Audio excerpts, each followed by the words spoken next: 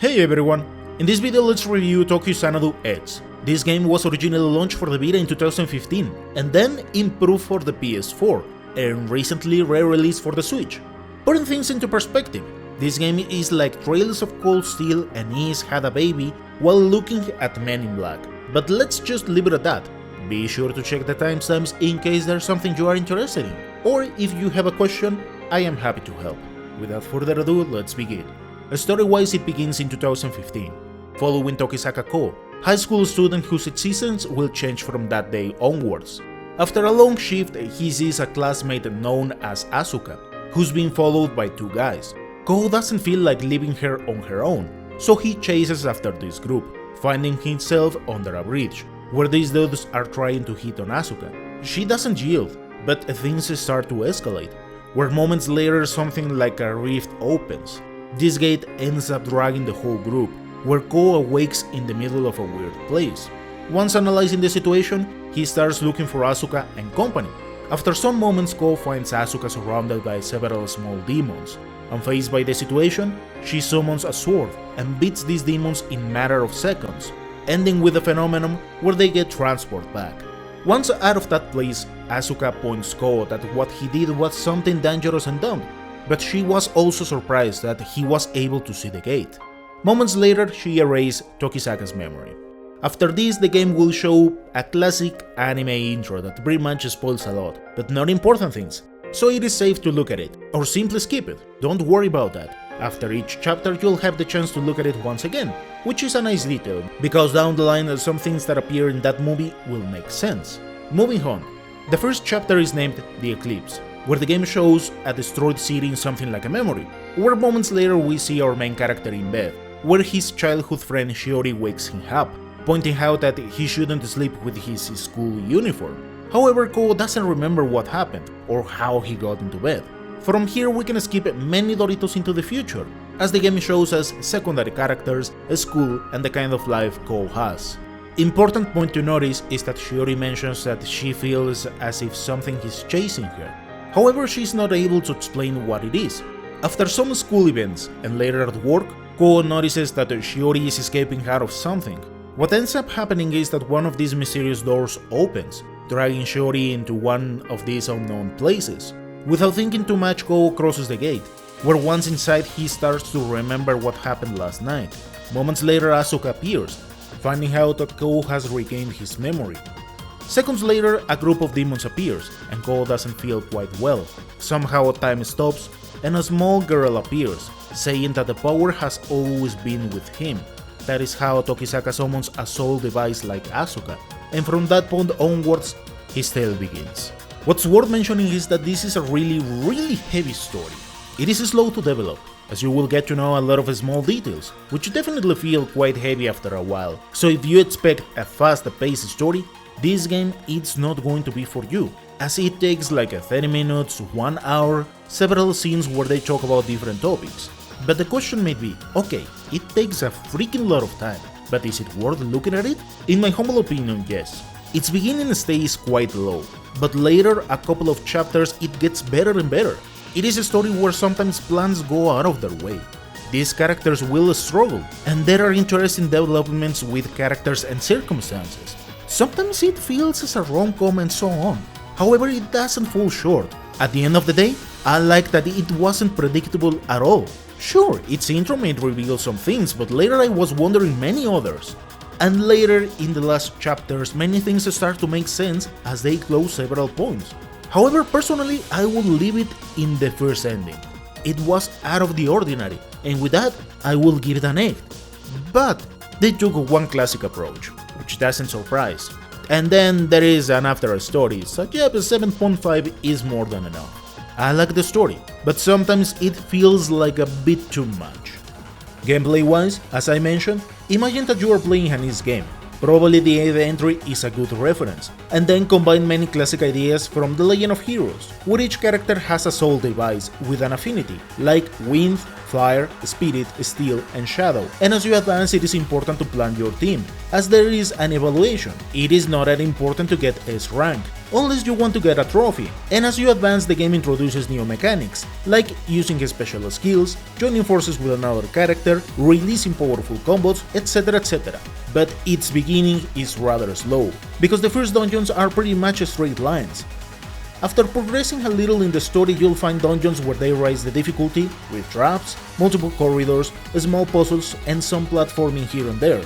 They are still basic in nature, but personally I had a lot of fun in late chapters, where I also tried to beat these places to get the S rank. It is important to point that some take quite a time to beat and of course get the S rank, as they evaluate time, damage received, bosses destroyed, your max combo, among other things. In short, you need to get 2000 points, and that is where it turns rather interesting. Tokyo Xanadu offers multiple difficulties. Personally I chose hard, because sometimes these games can feel a bit too easy normal. And yep, while at the beginning it was easy, later some bosses were quite challenging, as you have to time attacks and evasions quite well. I'll return to this topic in a bit, but before that, as you progress you'll be able to equip better stuff, change the master core of each character, giving them the chance to use other attributes, equip accessories for extra effects as well as orbs, to increase particular stats. Diving into the whole mess is kinda complex, but not nerve-wracking. It is all about trying to use special items or food to get better drops. Try to get as much items as possible, and then buy, transform, trade, etc. to get the best weapons and items.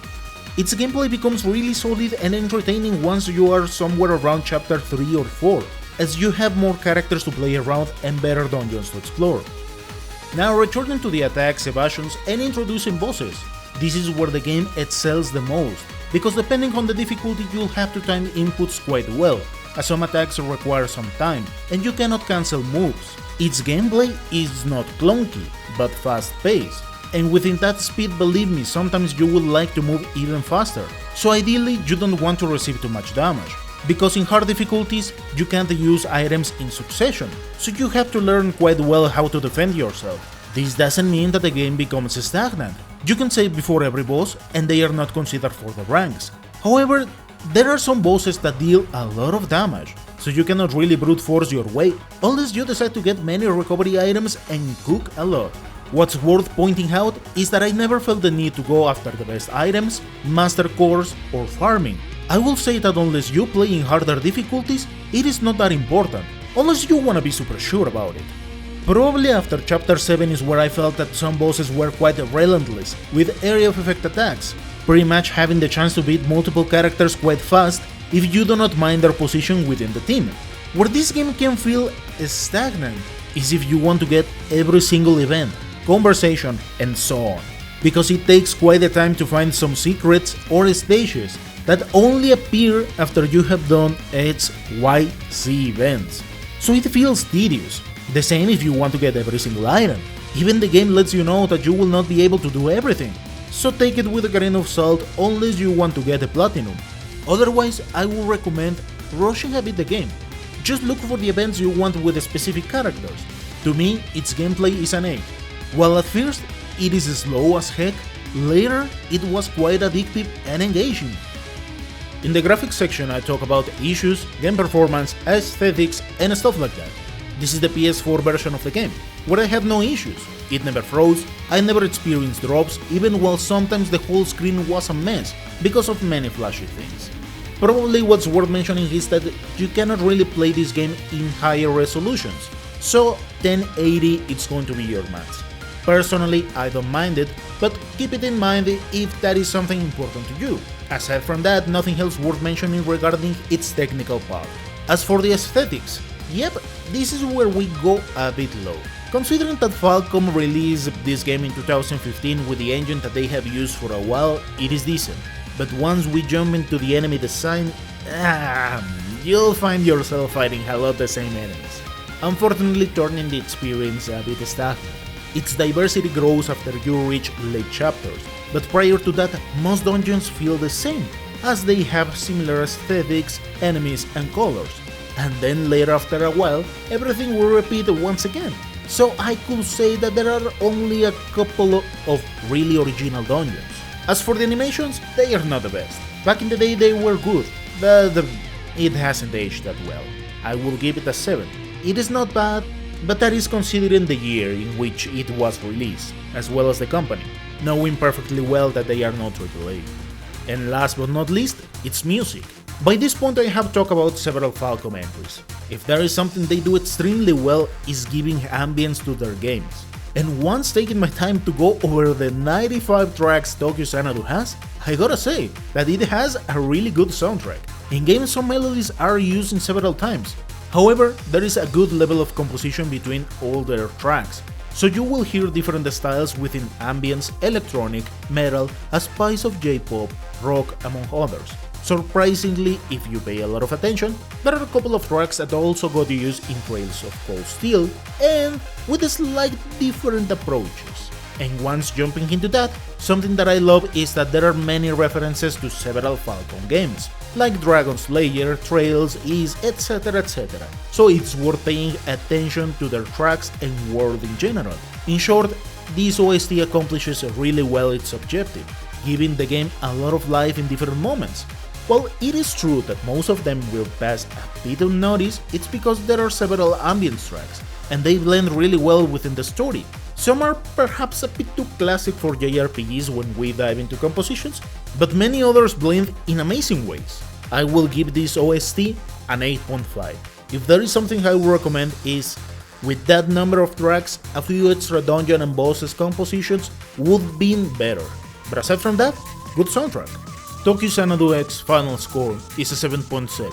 I enjoy a lot the game, but it is not going to be for everyone, because it has some classic approaches from Japanese stories. It starts really slow and throws some heavy reading, along perhaps a bit too many activities. However, if you get past that heavy beginning, I will say that what you can find down the line becomes better and better, throwing an interesting and unpredictable story, at least until you go for the so-called true ending and after a story. However, along the journey you'll find an amazing OST, with lots of tracks that may pique your interest if you are into JRPGs. Espero hayan encontrado este video informativo, thank you so much for watching, and I'll see you next time.